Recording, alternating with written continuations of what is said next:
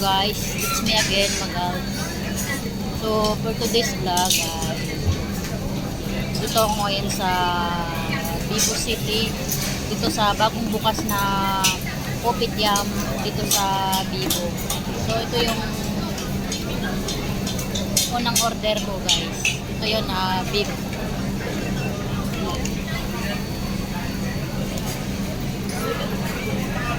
At saka ano guys, maganda na dito yung Kopitiam dito sa Vivo kasi nung nag-close to siya mga 3 months, tapos 3 months yata, sobra 3 months.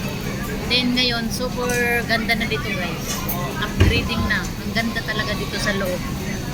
Yun nga lang, ngayon maraming tao kasi linggo.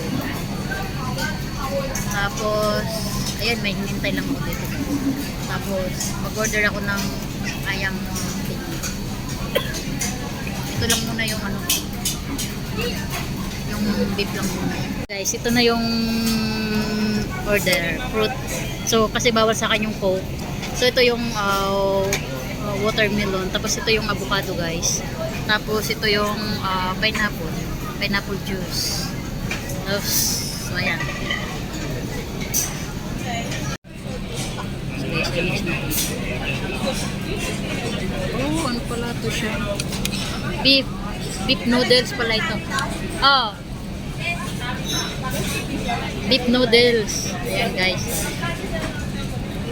beef noodles. So ayan guys, ito na yung ayam pinyit. Tapos ito yung rice nya. Tapos ayan yung chili. Tapos may tofu. Tapos may cucumber. Tapos ito yung rice nya. Ito guys yung tinatawag na ayam pinyit. So, super crispy yung chicken. Tapos ito may curry sauce. Ayan siya. Ayan guys, kain tayo guys. Kain muna si Magals. May bolsa na maliit.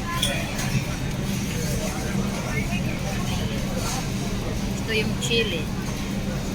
Ito sa chili.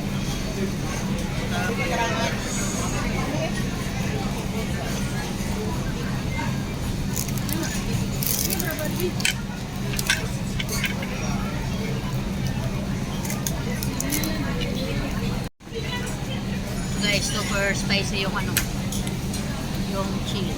Super.